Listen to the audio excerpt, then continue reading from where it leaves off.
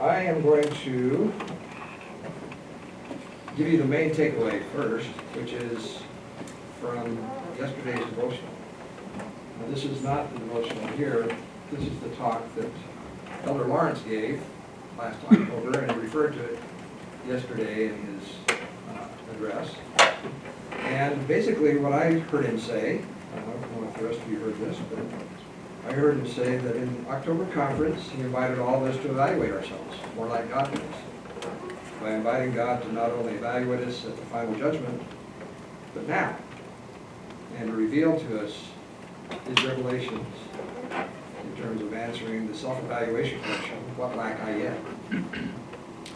Yesterday, he talked about how we may choose, and we do choose many times a day, to evaluate ourselves and what we're doing, producing, being, and becoming against God's revealed criteria. Or if we choose, he gave the example of discouragement, if we choose to be discouraged, then we choose to evaluate ourselves against Satan's criteria. So I hope you'll all go listen to these talks, both the devotional and the conference talk, and evaluate yourself more like God does from now on. Okay, that's the takeaway I hope you'll have for today. I'm kind of going back and forth between what I have here and what I have here because I couldn't figure out how to get the notes to be on here and display to be there. So that's my evaluation of this system.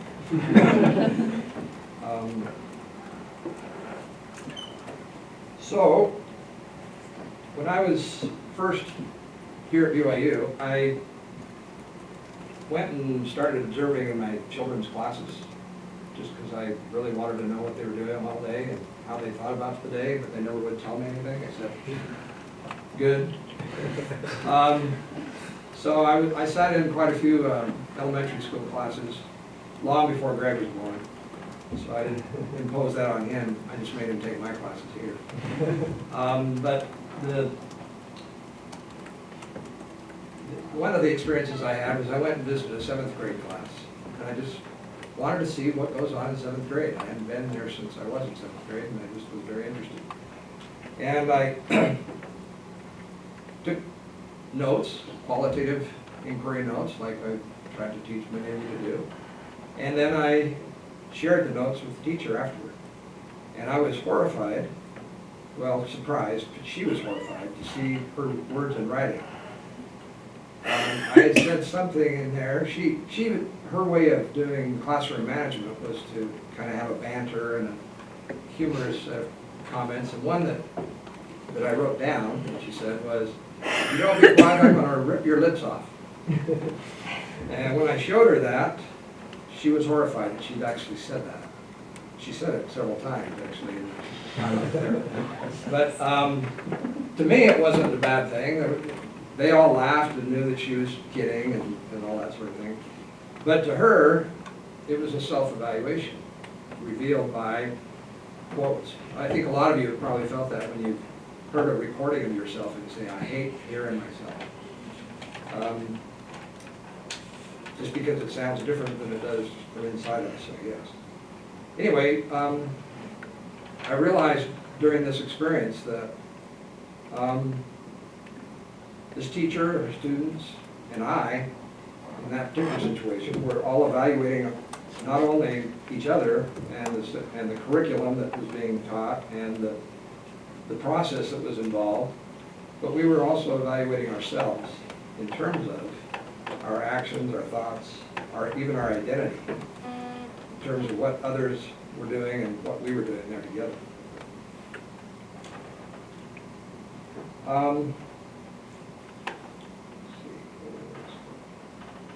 So, in the 1990s, I began a formal study of my own evaluation life. And I realized that all evaluation really comes down to self-evaluation. You know, if somebody comes and evaluates you, like for example, if you're all right now evaluating me as a teacher in this lecture,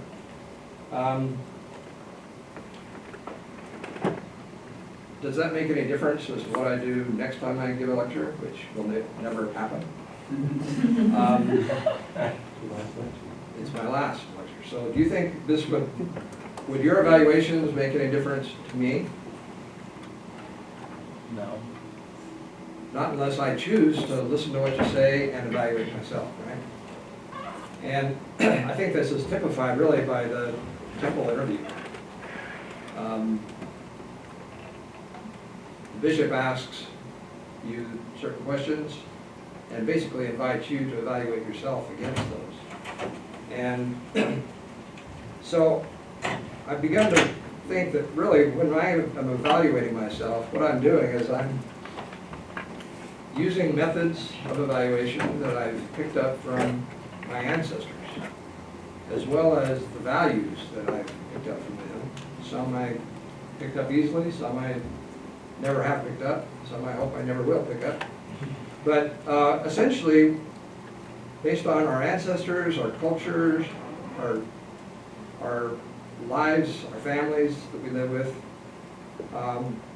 we put together a set of values and ways of using those values to judge ourselves. And I find that really an interesting thing when it comes to formal evaluations, because often when we're participating in formal evaluations, for example, evaluations of our department, is our department up to snuff? Or evaluations of you in your thesis or your dissertation defense. We ostensibly are not evaluating you, and when they evaluate our department, they're not evaluating me as a professor, right? And yet, if I don't listen to what those evaluations say to me, I'm not going to do anything different. So really, they are evaluating me. And unless, you know, if I can take those evaluations seriously, then they are evaluating me.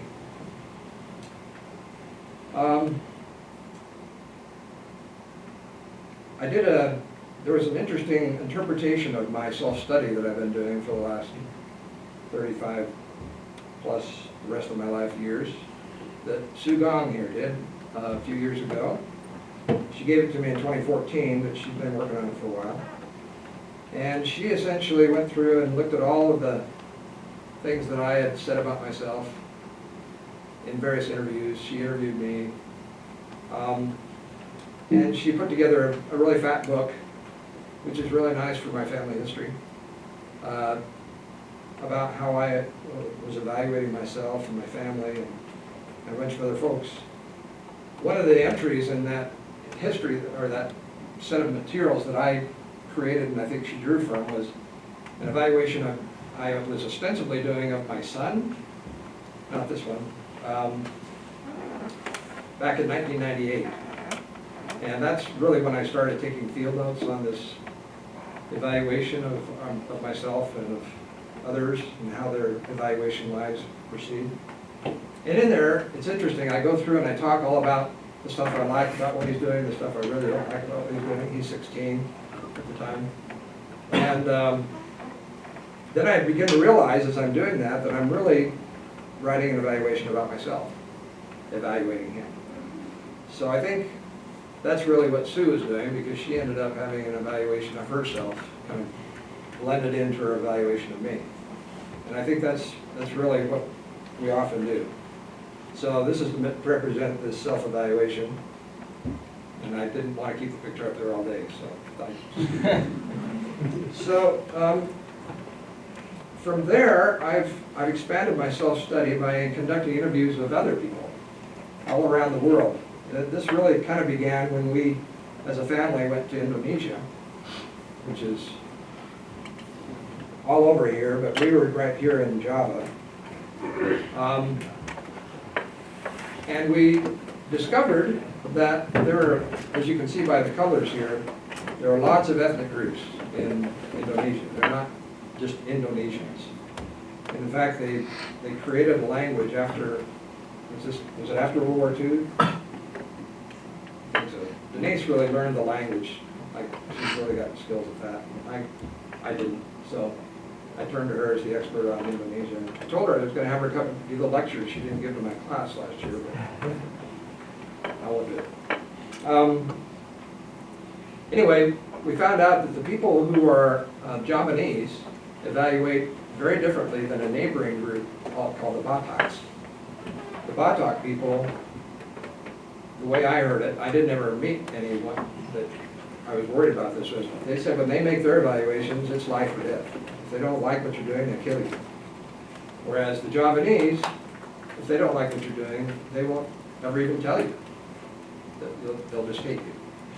And I thought that was so interesting. I ended up writing a paper about that, and thinking about how do we differ from culture to culture about the value, the criteria that we administer, and how we administer them in doing evaluations. And do we take any of that into account when we do evaluations of large groups of people? You know, the church, I think, has been learning more about this as they've been doing evaluations all over the world with, for example, the youth curriculum. I got to go to Nigeria to help them with that one time, and it was so interesting because they had said, you know, the youth probably aren't going to speak up and tell you much about what their leaders are doing or not doing.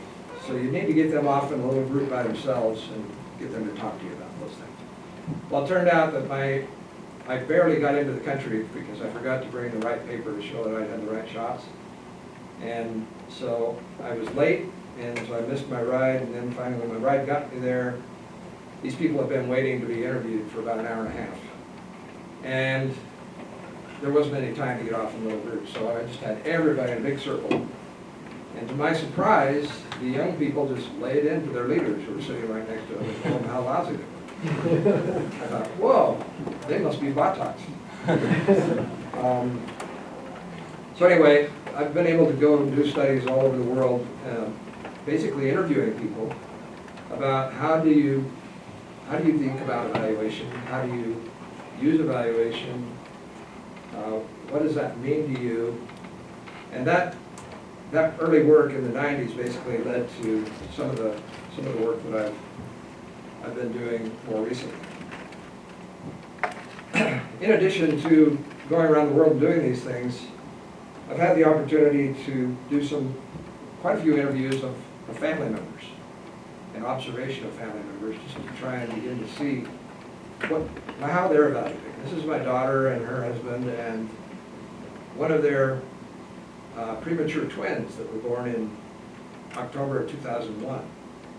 And do you see evaluation happening here? What kind of evaluation is happening? I see some judgment going on, some self-evaluation about gratitude and appreciation, just based on the facial expressions. Okay. You see how she's holding his foot with her fingers here? She's got this little foot in between her fingers. The medical people made a big deal about, because they're premature, they were about 4 months premature, you can't really stroke their skin, which is what we all like to do, because their skin really hasn't developed. And so all she was allowed to do is what she's doing now, barely letting him know that his mother is there, cares about him. I think this is how we learn to evaluate. Our parents do little subtle things like this, hopefully not big unsubtle things that would be hurtful, that invite us to evaluate in similar ways. So we kind of pick these things up through our relationships. This is a slide from a presentation I made in the seminar 13 years ago, when this was just a couple of years after this situation happened. This is another picture of one of the twins with a dollar bill next to him to show another kind of evaluation. We're measuring how big is this kid when he was born. He's just barely bigger than a dollar bill. You've got the little monitor here on his foot, which is another kind of evaluation that's going on. They had to have a machine breathe for them for quite a while. And of course, the machine had to monitor those things. So monitoring is evaluation.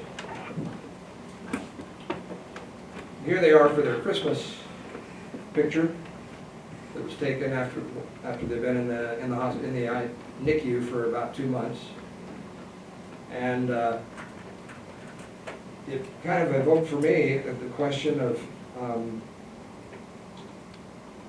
what evaluations does this picture represent? For me, it represents the parents' evaluation. There they are with their 2 hands holding up their little boys, their forehands. Very thankful for every sign of progress, just to have them alive. The doctor's evaluations about, we were told over and over, and we saw, in the NICU, there were several twins that didn't make it while these 2 little boys were in there. They had all kinds of things going wrong. But they were so thrilled, the medical people were, because they had made as much progress as they had from just a few years ago. One of the nurses made an evaluation in which she said she'd spent 3 hours trying to find an artery in one of these little guys, and she just couldn't get it. So she finally just prayed, and then she got it in.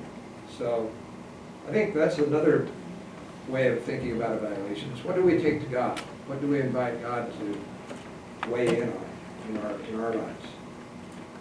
There's also society's evaluation about having hospitals that can keep people alive, and whether or not they should. When are heroic efforts to be valued? There's the boys' evaluations. We're going to live. Thank you for all you folks that helped us do that. And then there's the extended families and friends evaluations. We were fasting and praying for miracles that did take place at this time. So now let's move to something a lot more relevant to you guys, the family. That was supposed to be funny. David? A few years ago, Dr. Ganshar and I and Joseph South and Brent Wilson and Stephanie Allen. Hey, David? I'm sorry, but I'm still evaluating back here. Could you give us an update on what happened to your grandsons?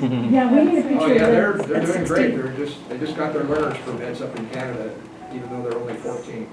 They did just fine, huh? Okay. They're doing great. So anyway, Steve and Joseph were doing a study together on how do instructional designers theorize? How do they use theory when they're doing instructional design? As part of their interviews, they asked them a lot of questions about a lot of different things that they do. And one of the questions, or some of them, kind of led to them talking about how they don't evaluate.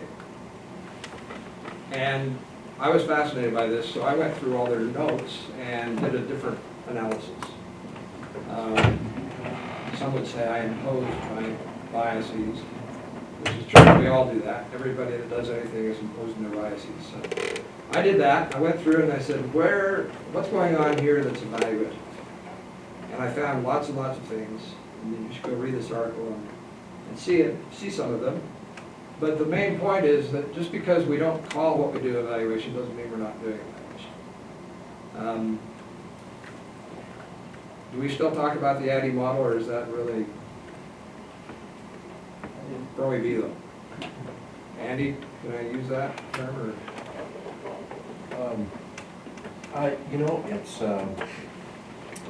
I think it's being discovered for what it is. It's a management tool. It's a project management thing. It doesn't tell you how to design. It doesn't help you that way. Well, we talked about it a little bit with these folks, and I basically concluded that at each of the ADDIE steps, there was lots and lots of evaluation going on. Probably less at the E step, because they said, we don't do that because nobody pays for it. And so the idea of not having formal evaluation in a study was kind of on their minds. One of them even said, oh, evaluation's dead. We don't do evaluation. Instructional design. But the truth is, they did a lot of evaluation, and especially if you think about evaluation the way I've been talking about it here today. So then a question came up for me. How do other professionals evaluate, in addition to instructional designers? And I began having lots of interviews with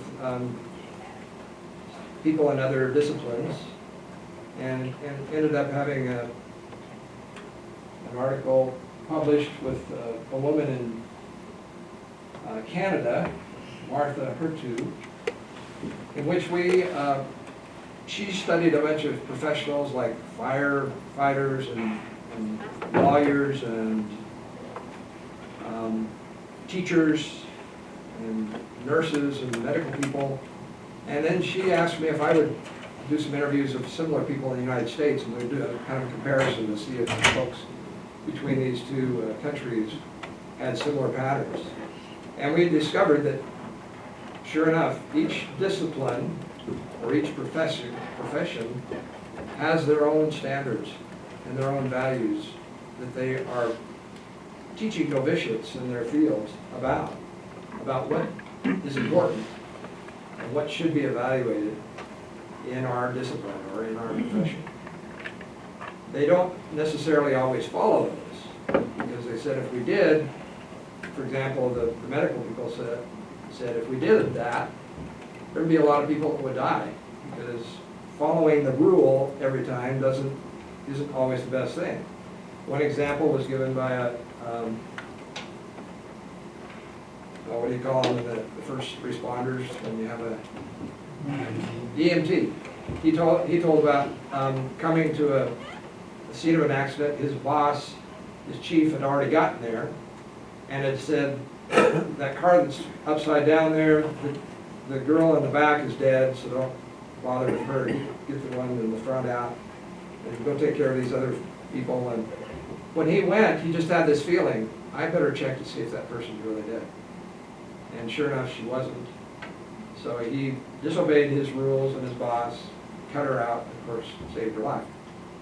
And so we found a lot of examples like that in this study that we did, in which really raised my interest in understanding better how other professionals evaluate. Right now, Matt Carlson here in our program is writing an article based on his interviews with a bunch of IT professionals and educators about how do people in IT evaluate. And the point behind doing all this is if we could understand how people evaluate, and then we can meta-evaluate those evaluations, maybe we could find ways to help them evaluate better. Michael Scriven has written quite a bit about evaluation being a trans-discipline, meaning that it goes across all of the other disciplines, much like logic or writing.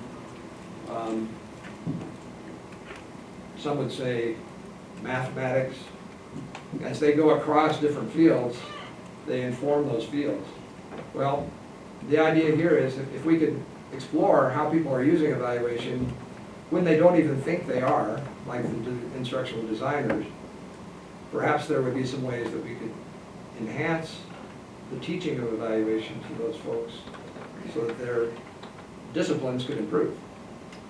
And that's really what I've been trying to do in this department these 35 years. Greg put me onto this book. I've been reading it and really enjoying it. One of the thoughts that I had is, as I've been reading it, is how this book really describes how the people who made all these innovations that created the digital revolution, they came from different situations in which their parents, they kept saying a lot of the parents were into things that the kids got into, which then led them to being interested in innovation in technology areas. And so not only helping professionals, once they are professionals, evaluate better, but helping families figure out how can we help our children learn to evaluate better. I think that's something that we spend a lot more of our efforts on. We tried a few times in this department over the years to teach a GE class on learning and teaching. We've got one now. I think that Lisa Howardson has been teaching for quite a while. But if we could find ways to get the BYU students who have to take GE classes anyway to think about how do we already evaluate, and are there ways we can evaluate better within the disciplines we're going into, but also within our families. I think that would be a real contribution to the world. So in 2012, I decided I would start studying professional evaluators, since that's what I wanted to be when I grew up. And I started with Bob Stake. He came here and gave us one of these seminars in 2012, taught us a lot about qualitative inquiry and also about evaluation. I got to be the one that picked him up at the airport, so on the way back from the airport, I turned on my recorder and asked him if he'd be my first victim. And I interviewed him about his evaluation life. And he was interested enough in it that he ended up telling me about several colleagues. This is a slide that Sue made for a presentation she made at AEA a few years ago, showing the, oh, I can show it to you too, showing the 7 pioneers of evaluation that I got to interview and put into a book, the book that I gave you the link to, as part of the announcement of this class, of this session. It's in the New Directions for Evaluation.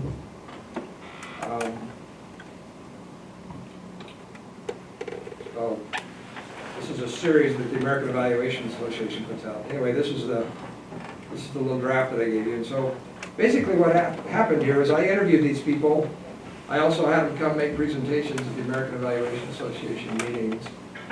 And in the process of doing that, they ended up saying, we'd rather tell our own stories rather than have you put in our transcription quotes into your book. So they each basically wrote their own chapter describing their own pre or extra professional evaluation life and how it did or didn't relate to their professional evaluation life. That was the basic question that I was asking them. Is there a relationship between how you learned how to evaluate in your family and how you became an evaluator later? Bob Stake's case was especially interesting to me because he essentially said in his interview with me and in his little piece that he wrote, his answer to this first question, are my professional evaluation dispositions to be found in my early life experiences? His answer was no. But when I interviewed him, one of the things he said about his father was, oh, he was a pharmacist, and he would organize everything in the pharmacy by its ingredients, and he was very meticulous about organizing everything. And then he told me, and my mother was a school teacher, and her idea of evaluation was evaluate the students the way you want them to become, rather than the way they are, and they'll rise to the occasion. And as he talked, I pointed out to him, I said, you know, the way you described your father is kind of the way you were when you were a measurement guru and attended to everything that was psychometric. And then you had this conversion, and he had a conversion about the time that Richard Sudwicks was studying with him. So Richard got his old self and kind of abandoned his new self, in my opinion. Anyway, Stake basically became a qualitative guru at that point, and ended up doing lots of qualitative evaluations, much like I felt he described his mother. And so I said, you kind of shifted from your dad to your mom throughout your career. And he said, maybe. That was about as much as he would acknowledge it. But anyway, each of these folks had such interesting stories, and I'm hoping that this book, which will come out in June, will be useful to the programs throughout the world that teach evaluation. Randy, how many are there? I think I heard one of your students yesterday said there were 130 programs or something in the U.S. Well, that's university-based, but there's probably others as well. Okay. Well, when I got this publication accepted, the people said, well, before I got it accepted, they said, 7 people? You're going to do a book about 7 people? How is that representative of anything? And so it took me a little while, I had to explain to them, well, these were the 7 people that kind of started the field. And one of them was a woman, and the others were men. They're all white, sorry. And they finally said, that's okay if you'll publish another, you'll keep doing studies. So I went ahead and interviewed all these people too. And this is the book I'm trying to get accepted now. I'm writing an NDE2 proposal, basically, to try and get this accepted. What I'd like to do now is I'd like to ask for a couple of volunteers. First, a woman to read a story from Hallie Presto. And I'll make this bigger. So this is Hallie's story. She became famous because she invented the field of appreciative evaluation, and has written a lot about that, and we've talked about that quite a bit here at BYU. She, about 4 years ago or 5, she quit academia, and now she's a practicing evaluator at this organization called FSG. I could never get anybody to tell me what those mean. But is there a woman here that I could ask to read this? Please. Okay. I was a big fan of the Nancy Drew books when I was young. I would literally run to the local bookstore to get the next volume the day it was released. Nancy Drew was the teenage female protagonist who was solving mysteries much like her dad, who was a detective. When I think back to my love of these books, I now wonder if in part it was related to my enjoyment of first understanding the problem, collecting clues, and then solving the problem. That might have been the first inkling that I was to become an evaluator. Then in college, I found that I loved being in the library, reading and then writing research papers. I wondered if I could make some money doing that, so I put up some flyers around the library that said, "We'll help with research papers." I think I got one bite from someone that asked me to do a literature review on something. That was the only business I had. However, I think this experience surfaced my love of asking and answering questions, putting ideas together to better understand something. I really didn't know what I wanted to do career-wise other than travel, so I got my BA in Spanish. But not believing I was fluent enough to teach, I returned to graduate student school and got my master's in elementary and special education, and then taught for 4 years. I often got into trouble with my principals because I was always asking why. Why are we doing this? What's the goal? What's the purpose?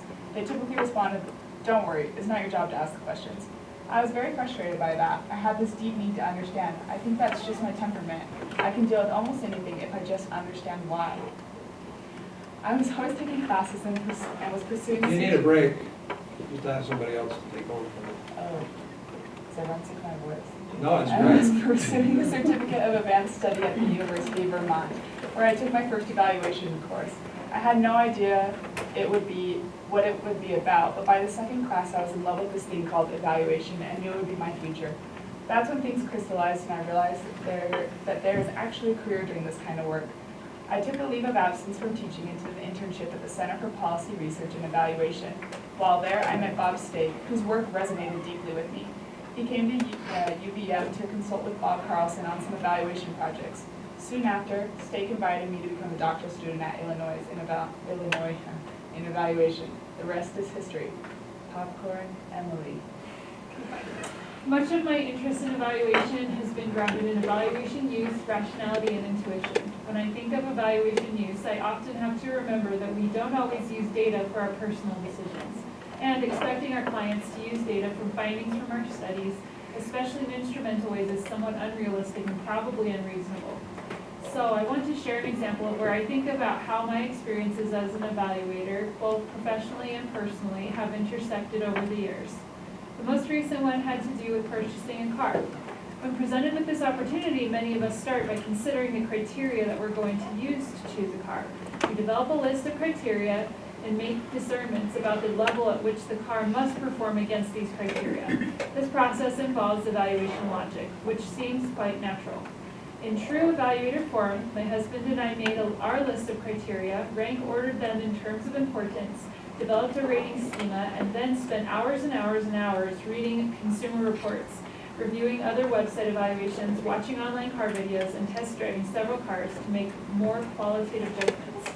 What was interesting to us was that in spite of our desire to rely on the quantitative data, since it seemed so credible and certain, we ended up buying a car that felt good, right, and fun to drive.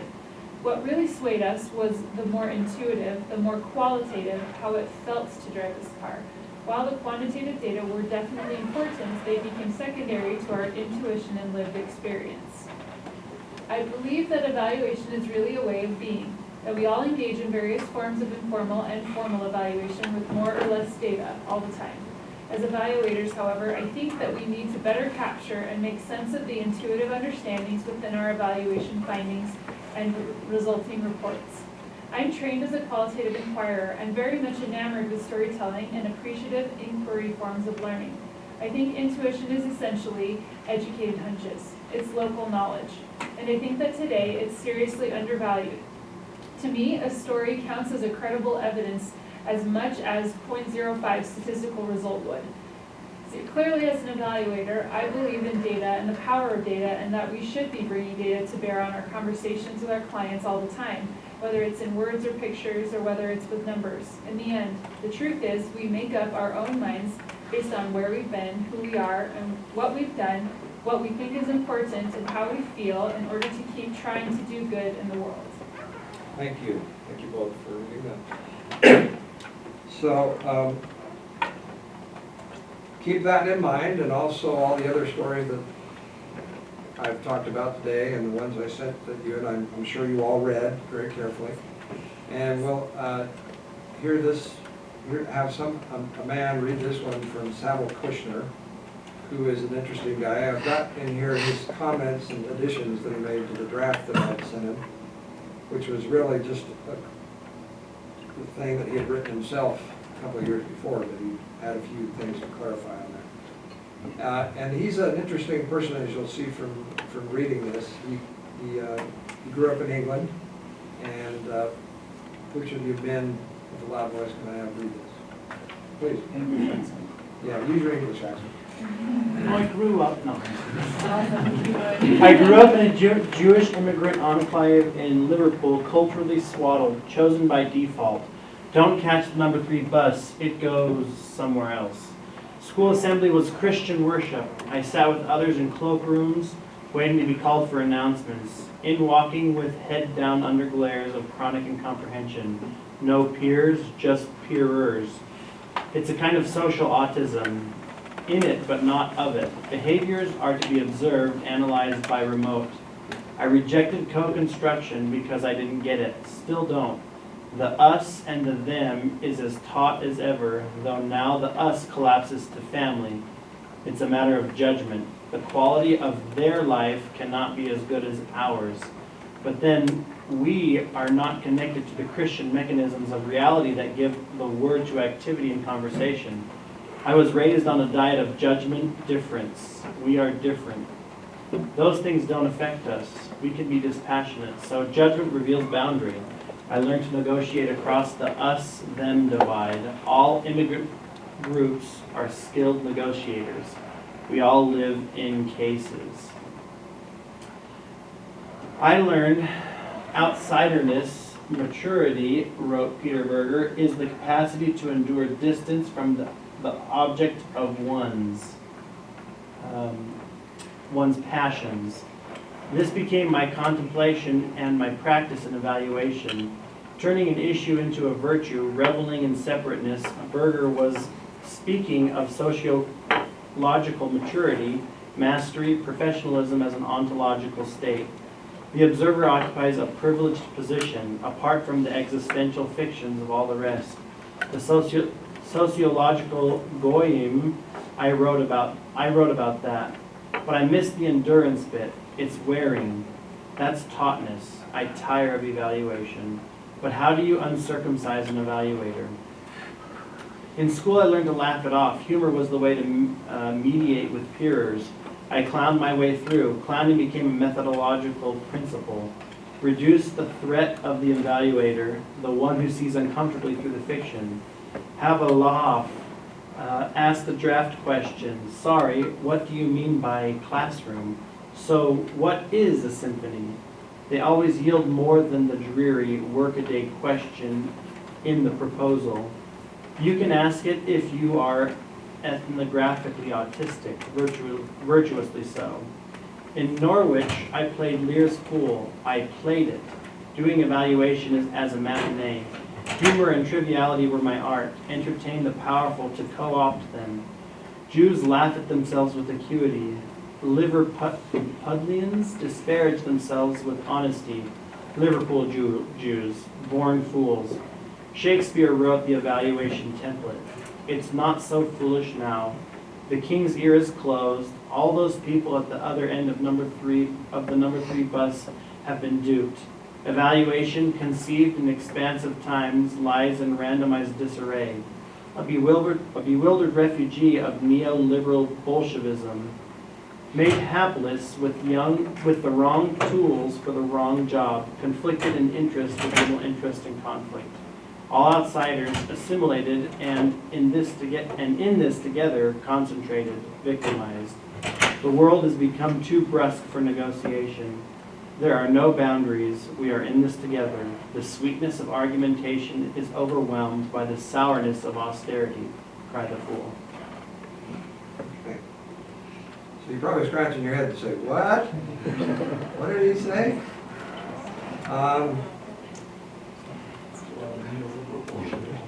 So now, in the remaining 3 minutes, I'd like to hear what patterns you see across all this stuff I've been talking about. Or what questions does this raise for you?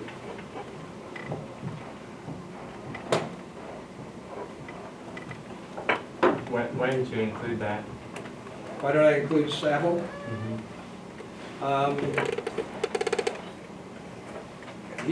He's been one of my biggest supporters for this project. I first met him at an AEA session. He was getting ready to go live in South America for a while. He ended up marrying a South American and did a lot of evaluation work down there. And when it came time for my first AEA session where I was having steak and Scriven and all these people present, he prepared this for his presentation, and then at the last minute he couldn't get funding. He lives in New Zealand and he couldn't get funding to come to Minneapolis. So we played that as one of the first presentations. And then when it came time for this book that I'm proposing now, I wanted to include his thing. He encapsulates in this a lot of stuff. It's pretty dense, as you can see, and it would take a while to unpack it, but essentially his main theme is, because I grew up as a different kind of person, as a Jew and living in a Christian world, I'm able to be an outsider and be more critical as an evaluator than I could be if I was always an insider. And so he basically took from McDonald and some of the other people in England that were forming the field of evaluation in England while Stake and folks were forming it here. And he used his Jewishness as the basis for the method that he developed. Whereas Halley did kind of the same thing, but in a very happy American way, right? Not the dark British way. If the takeaway message you put at the beginning is that any evaluation we make can also be an evaluation of ourselves, I'm surprised that you didn't put up anything that you discovered about yourself in your evaluations of these other people. Yeah, What did you learn? I'm too private to do that. I like to write about everybody else's life, but not about mine. I left that to Sue, and she did it already. No, here are a couple of things I learned about this. I've got about 8 of these points, and so I won't go through them, but I did find that these folks and I define evaluation as a process that leads to these kinds of things: judging, choosing, deciding, and we use these selected values to guide us in doing so. So we as agents pick the values we want to apply. It's not simple, totally simple like that, because we pick them in the context of other agents picking the values they want to apply and how they want to apply them. But that's essentially what I feel like I have learned about myself, is the values and the standards that I have from being a member of the church are very much part of what I use when I make evaluations of federal programs and of other kinds of things. I have to do it in a way that isn't imposing values on a system that the other stakeholders would repudiate.